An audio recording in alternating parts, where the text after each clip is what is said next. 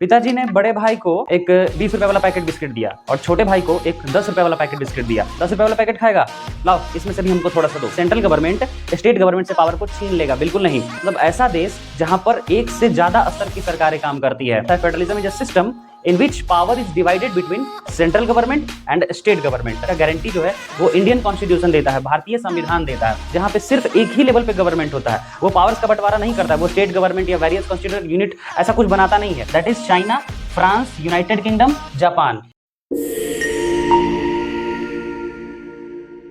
जय हिंद। आज हम लोग इस वीडियो में फेडरलिज्म चैप्टर के बारे में पढ़ने वाले हैं। क्लास 10 का पॉलिटिकल साइंस का चैप्टर 2 है। देखिए, फेडरलिज्म का कॉन्सेप्ट हम लोग स्टार्ट करने से पहले एक एग्जांपल लेते हैं। मान लीजिए आपके घर में एक जो है पिताजी हैं, आप दो भाई हैं, एक बड़ा भाई है, एक छोटा भाई है। पिताजी ने बड़े भाई को एक 20 रुपए वाला पैकेट बिस्किट दिया और छोटे भाई को एक 10 रुपए वाला पैकेट बिस्किट दिया और दोनों को ये अधिकार दिया कि लो भाई अपना अपना बिस्कुट खा लो।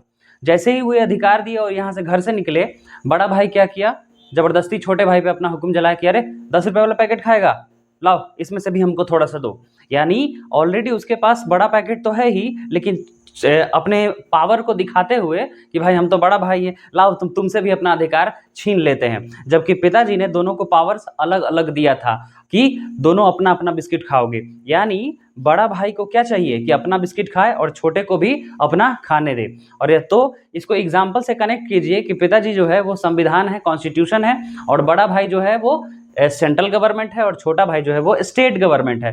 ठीक है, मतलब सिर्फ साइज में बड़ा है, पावर तो अलग अलग होगा ही होगा।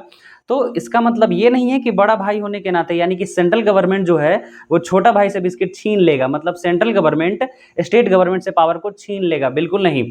ठीक है, कम पावर मिला है ना, अलग अलग टॉपिक्स पे मिला होगा उसको कानून बनाने का अधिकार, उस टॉपिक्स को, उस सब्जेक्ट को छीन नहीं सकता है। यानी सेंट्रल गवर्नमेंट को जो अधिकार मिला है वो उसका इस्तेमाल करेगा, स्टेट गवर्नमेंट को जो अधिकार मिला है वो इसका इस्तेमाल करेगा। और इसी सिस्टम को हम लोग फेडरलिज्म कहते हैं या फेडरल सिस्टम कहते हैं, संघवाद। मतलब ऐसा देश जहां पर एक से ज्यादा स्तर की सरकारें काम करती है ना। तो फेडरलिज्म, यहाँ पहला ही पॉइंट आप देख रहे होंगे, ये horizontal division of power. Horizontal मतलब गवर्नमेंट एट डिफरेंट लेवल, जहां पे बहुत सारी स्तर की, बहुत सारी लेवल की सरकारें होती है। जैसे गवर्नमेंट ऑफ सेंट्रल हो गया, यहाँ पे सेंट्रल के बाद स्टेट होता है, स्टेट के बाद फिर लोकल गवर्नमेंट होता है। यानी इसी को हम लोग हॉरिजॉन्टल डिवीजन ऑफ पावर कहते हैं, जहां पे कॉन्स्टिट्यूशन ये फिक्स करता है कि एक सेंट्रल गवर्नमेंट होगी, इसके पास एक अलग अधिकार और पावर रहेगा। फिर स्टेट जो बड़े बड़े टॉपिक्स को देखेगा, जो नेशनल इंपॉर्टेंस के कानून को बनाएगा। ठीक है, और दूसरा फिर स्टेट गवर्नमेंट, यानी छोटे छोटे यूनिट्स में बहुत सारे हमारे यहाँ जैसे 28 स्टेट है, यानी कि 28 गवर्नमेंट होगा, है ना, अलग से गवर्नमेंट होगा और उसका कानून बनाने का अधिकार अलग अलग होता है। हालांकि ये कानून बड़े टॉपिक्स पे नहीं बनाते, छोटे छोटे टॉपिक पे, पुलिस, एग्रीकल्चर, ये इन सब चीज़ों पे। लेकिन फॉरेन ट्रेड, बहुत बड़े जो ट्रेड नहीं, जैसे फॉरेन अफेयर्स हो गया या जो भी बड़े बड़े मैटर्स होंगे, आर्मी, डिफेंस, बैंकिंग, ये सारे रिलेटेड जितने भी मैटर्स होंगे उस पर कानून बनाने का अधिकार सेंट्रल को होता है। तो खैर ये तो एग्जाम्पल्स हुआ। यानी फेडरलिज्म को हम लोग शॉर्ट में डिफिनेशन ये कह सकते हैं कि फेडरलिज्म एक ऐसी व्यवस्था है, federalism is a system in which power is divided between central government and state government। ठीक है, यानी फेडरलिज्म एक ऐसी व्यवस्था है, संघवाद एक ऐसी व्यवस्था है जहां पर शक्तियों का बंटवारा किया जाता है गवर्नमेंट के बीच, डिफरेंट गवर्नमेंट के लेवल्स के बीच, लेवल ऑफ गवर्नमेंट के बीच शक्तियों का बंटवारा कर दिया जाता है। और ये दोनों गवर्नमेंट एक दूसरे के मामले में इंटरफेयर नहीं करेंगे, जिनको जितना अधिकार मिला है उसका इस्तेमाल करेंगे, और जिसका गारंटी जो है वो इंडियन कॉन्स्टिट्यूशन देता है, भारतीय संविधान देता है। यहाँ पे देखिए हॉरिजॉन्टल डिवीजन, जैसे ये हो गया कि सेंट्रल के पास अपना पावर, स्टेट के पास अपना पावर रहेगा। हालांकि इन्हीं दोनों के पास लेजिस्लेटिव पावर है, लोकल गवर्नमेंट के पास लेजिस्लेटिव पावर न के बराबर होता है। ठीक है, गवर्नमेंट एट डिफरेंट लेवल, जो यहाँ पे हमने बताया।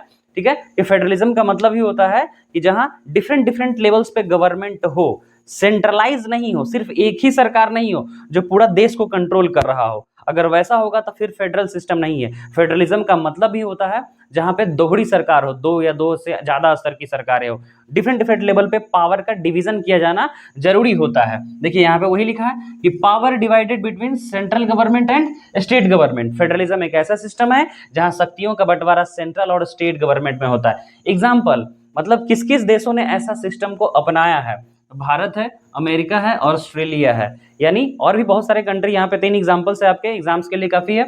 जनरली ये बोर्ड एग्जाम्स में पूछा जाता है, तो इस डिफिनेशन को क्लियर रखिएगा। फेडरलिज्म का यही कॉन्सेप्ट है, ठीक है। एग्जाम्पल्स ये है। अब इसका ठीक उल्टा होता है, यानी जैसे फेडरलिज्म संघात्मक, जहां पे बहुत सारी सरकारें काम कर रही होती, इसका ठीक उल्टा होता है यूनिटरी, एकात्मक सरकार, जहां पे सिर्फ एक ही लेवल पे गवर्नमेंट होता है। वो पावर्स का बंटवारा नहीं करता है, वो स्टेट गवर्नमेंट या वेरियस कॉन्स्टिट्यूएंट यूनिट ऐसा कुछ बनाता नहीं है।